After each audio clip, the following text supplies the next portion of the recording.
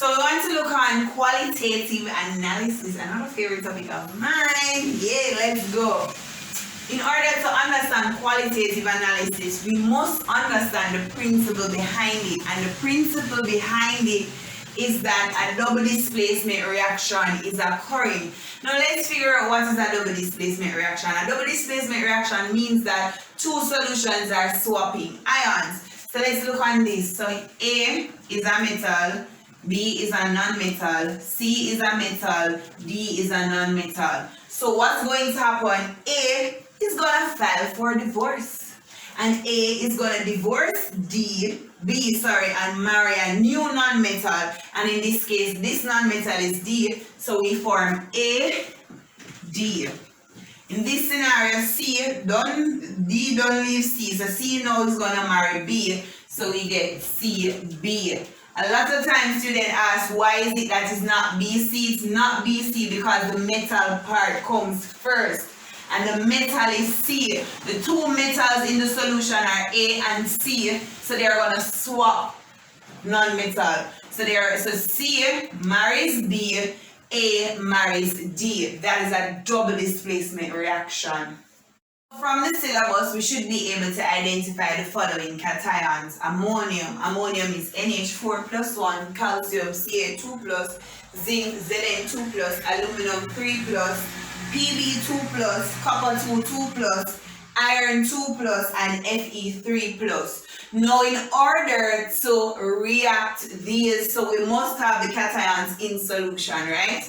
We are going to react them with sodium hydroxide. So remember, a double displacement reaction is going to occur. Whatever non-metal this is married to, it's going to divorce its non-metal and marry the hydroxide. So when we're adding sodium hydroxide, what we're going to be forming is ammonium hydroxide, calcium hydroxide, zinc hydroxide, aluminum hydroxide, lead hydroxide, copper hydroxide, iron 2 hydroxide, iron 3 hydroxide, because a double displacement reaction is occurring. So let's go. Whatever anion these cations are marrying, they're going to file for a divorce and they're going to marry hydroxide. A double displacement reaction is occurring. Now let's look on the solubility of hydroxide. All hydroxides are insoluble except sodium, potassium, and ammonium. So it means then that these hydroxides that are being formed when they react with NaOH, these hydroxides are what? Insoluble except if it is sodium, potassium, or ammonium. So ammonium hydroxide is not going to form a precipitate because it is soluble. So for this one, we're going to write no precipitate. Now all the other, calcium hydroxide insoluble, zinc hydroxide insoluble, aluminum hydroxide insoluble, copper hydroxide insoluble. So all of these are going to form a precipitate. So all of them will form a precipitate. That's clear because when these ions, all except this one here, when their hydroxides are insoluble, so we are going to get a precipitate forming. Excuse me, I love use my hand. I don't know why.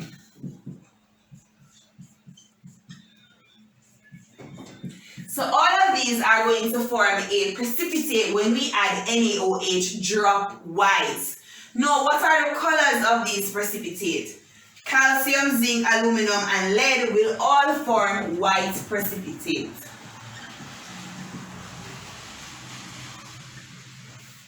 Copper, on the other hand, copper 2 will form a blue precipitate.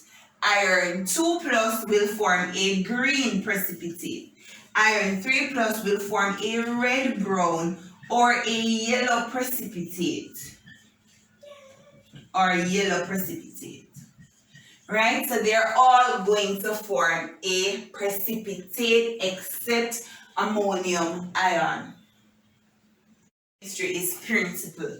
You're going to be asked to write an ionic equation for these reactions when the precipitates are formed. So basically it's mx plus aqueous, remember they're in solution, plus x OH minus ions aqueous, forming M open bracket OH close bracket X solid. No, remember we said the cations are going to marry the hydroxide, and when they marry the hydroxide, they form insoluble metal hydroxide. So how does this work? Principle is that you already know the charges of these, you already know the metals, right?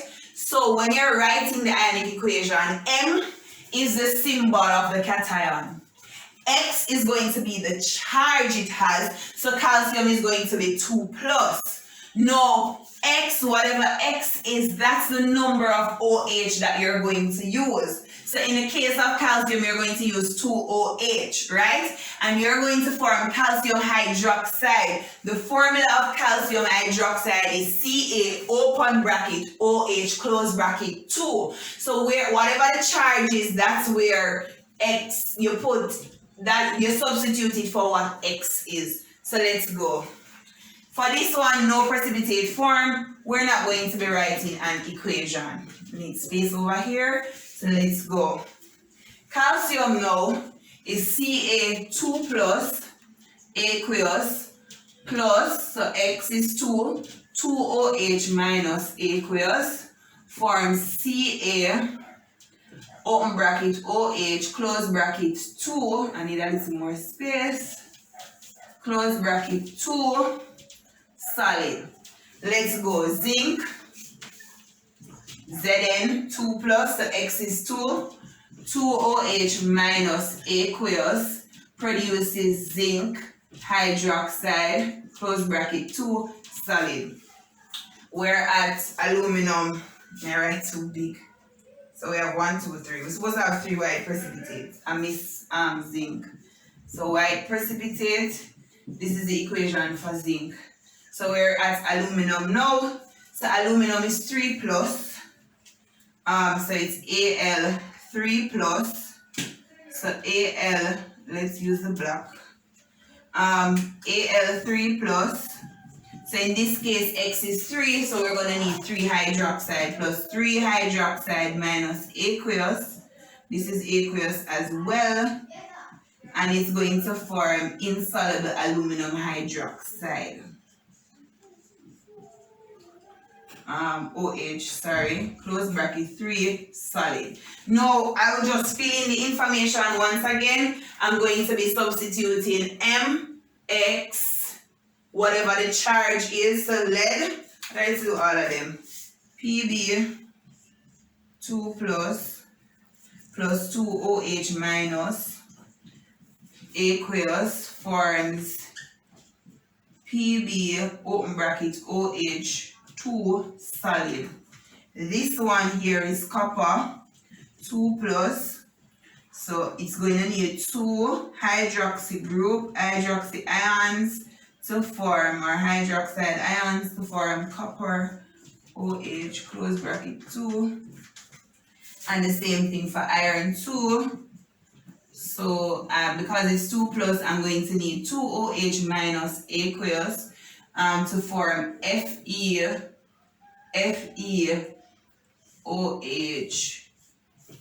2 solid. Then iron 3 now it's Fe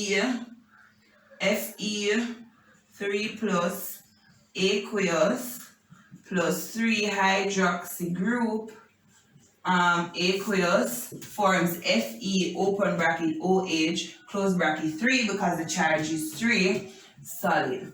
So that's that. Review the ionic equation, right? So Mx plus, remember M is the metal, so we have calcium have a charge of 2 plus, so that's X.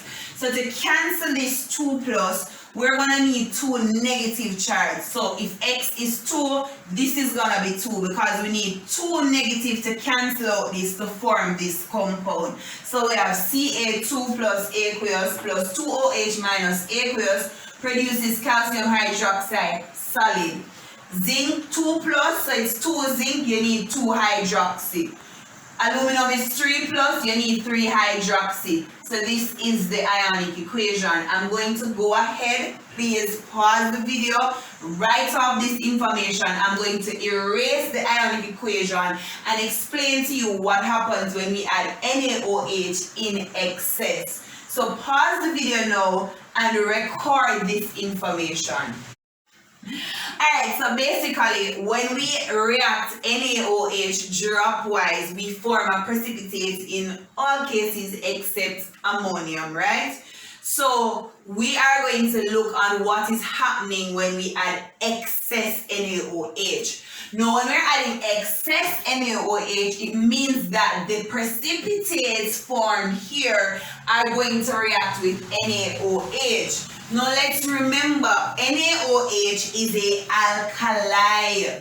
So this is a alkali. Your alkali can react with amphoteric oxides. Now your amphoteric oxides are oxides or hydroxides of metal which react with acid to form salt and water, or they react with your alkali to form salt and water. So now these amphoteric, these metal hydroxides are amphoteric. So that means that they can react with a alkali.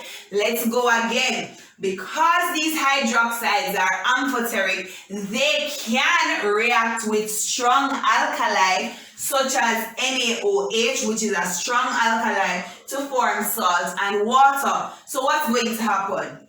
This is not amphoteric.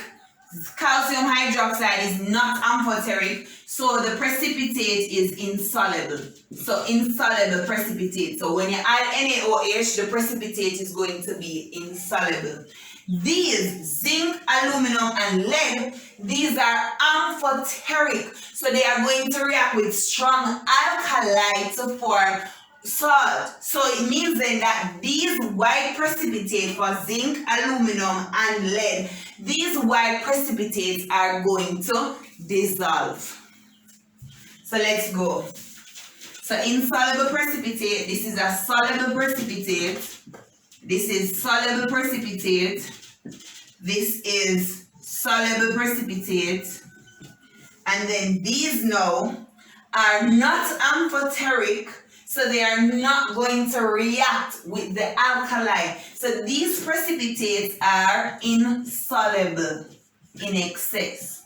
Insoluble in excess.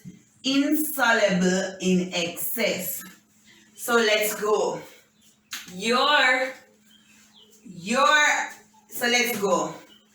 If you perform your reaction, right, and you add NaOH dropwise and you get a white precipitate, it simply means that calcium, zinc, aluminum, or lead may be present, right?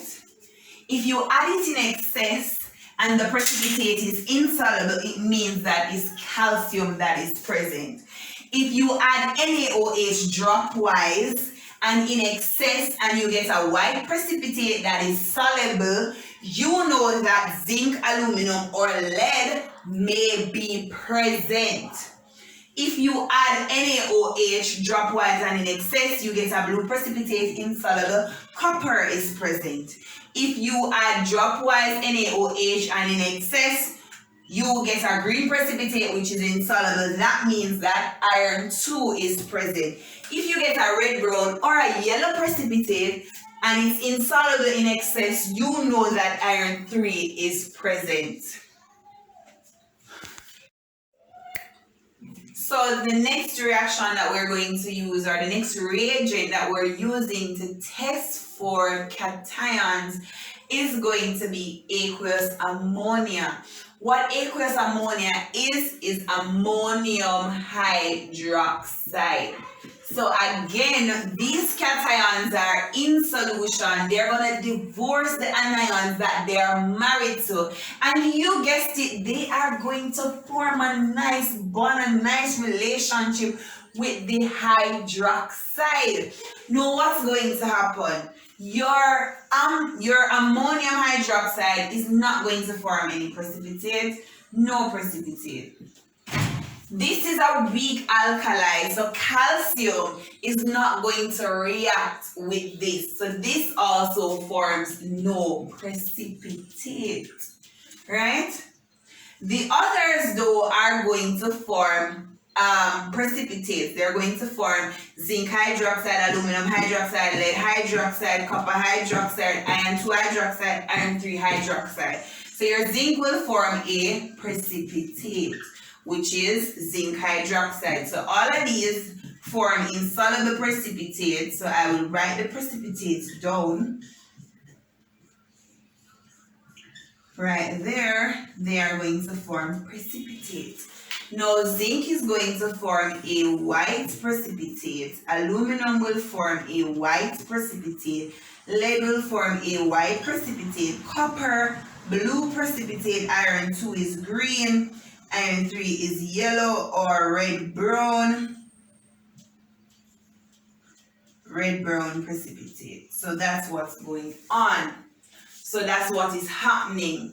Your ammonia now and the ionic equation is the same for the one that we did. So your ionic equation would be zinc Zn2 plus 2OH minus produces what's that? Zn open bracket OH close bracket 2 solid. So that you use the exact same equation to write the equation for the formation of these precipitate. Now we're going to add so this was when we were adding NaOH drop wise. Now we're adding aqueous ammonia in excess. Aqueous ammonia in excess. Now ammonia is a weak, so this one is a weak alkali. So your amphoteric oxides are not really going to react with it. The only amphoteric oxide that reacts with the excess ammonia is going to be your zinc.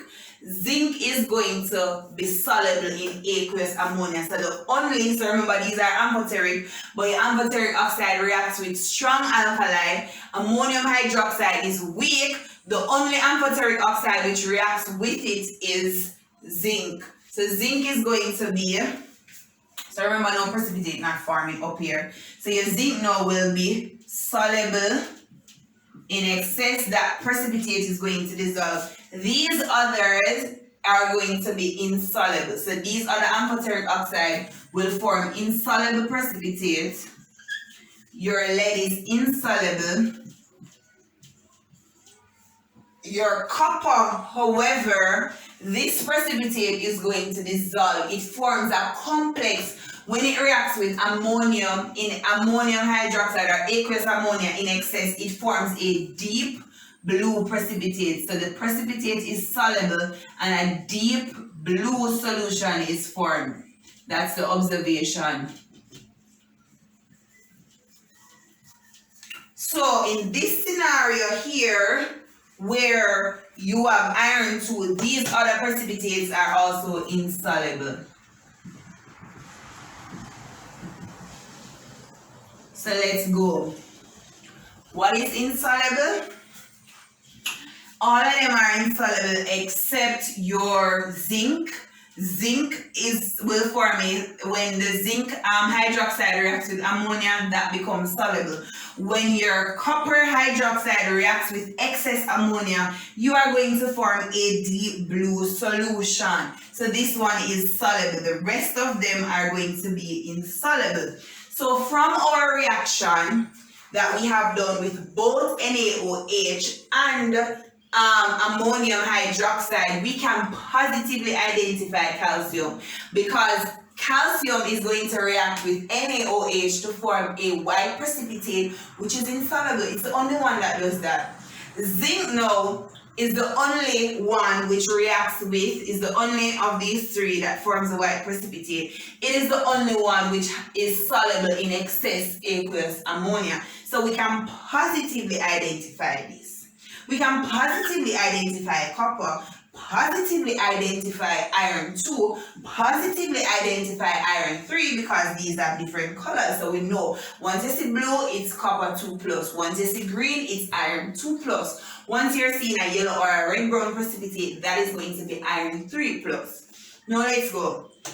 It means then that we cannot positively identify our aluminum and our lead. So to identify aluminum and lead, we are going to do a confirm test. I'll get back to you.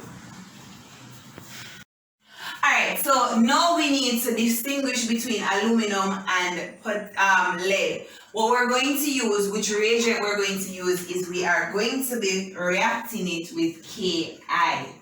So remember, a double displacement reaction is going to occur where aluminum is going to divorce its partner and it's going to marry I, right? So we will form aluminum iodide. We're going to form lead iodide. Let's look on the solubility rule for your iodides. Let's go. All iodides are soluble except Pb2 plus, which is lead, and silver. Silver is Ag plus. Now what does that mean? When your aluminum reacts with Ki, you're gonna get no precipitate. So we're adding Ki. Aluminum is going to form no precipitate. Lead iodide is insoluble, so lead iodide is going to form a bright yellow precipitate.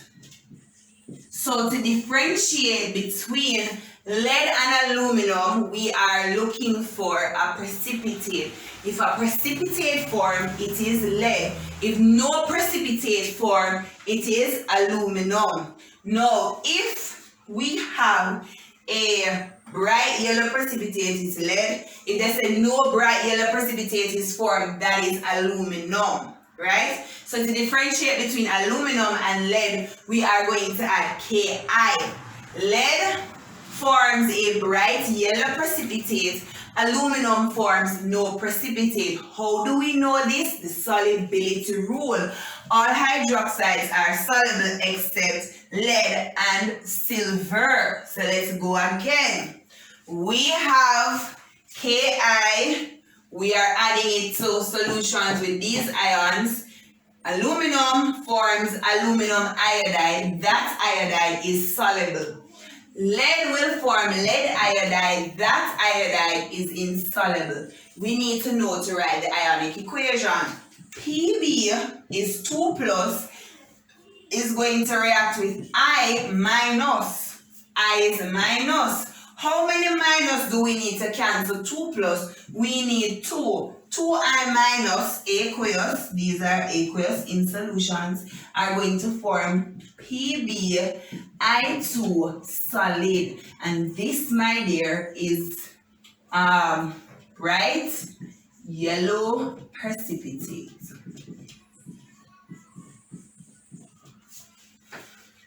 Alright, so now we need to identify ammonium ions, because saying there's no precipitate doesn't mean it's ammonium, because remember that insoluble precipitate is ammonium hydroxide, sodium hydroxide, and potassium hydroxide. So we need to be absolutely sure when it's ammonium hydroxide. Now when we react ammonium hydroxide with NaOH, sodium hydroxide, or ammonium hydroxide and add heat, we are going to get the evolution of ammonia gas. Now, we need to be able to test for ammonia gas. There are 2 tests that we can perform. We can use the litmus test. And remember that this is an alkaline gas. So it's going to react with red. Litmus is going to turn blue. So, 1, you're going to get, so you have the ammonium ions. Once you get no precipitate, you're going to add heat. If ammonium ion is present, you are going to get the formation or the evolution of ammonia gas. Ammonia gas have a pungent smell. You know, smelling salt, that's what is ammonium gas. That's how it smells. So your ammonia gas will react with moist litmus, specifically the red one. It's going to turn moist red litmus blue. To test for ammonia gas, you can also react the ammonia gas with HCl. So you're going to dip a glass rod in concentrated HCl, place that glass rod over the gas. If you get a white precipitate, ammonia is present, because ammonia and HCl will form NH3 plus HCl will form ammonium chloride, which is a white precipitate. So that's how we test for ammonia. To positively identify ammonia, once you're reacting ammonia with sodium hydroxide or ammonium hydroxide and you get no precipitate form, you're going to add heat. When we add heat, ammonia gas, which is a pungent gas, will evolve. To identify ammonia, we are going to use moist red litmus paper. Ammonia gas is going to turn it from red to blue. You hear the dog? The dog agreed. Then you have ammonia gas reacts with HCl. So you just place a glass rod with concentrated hydrochloric acid.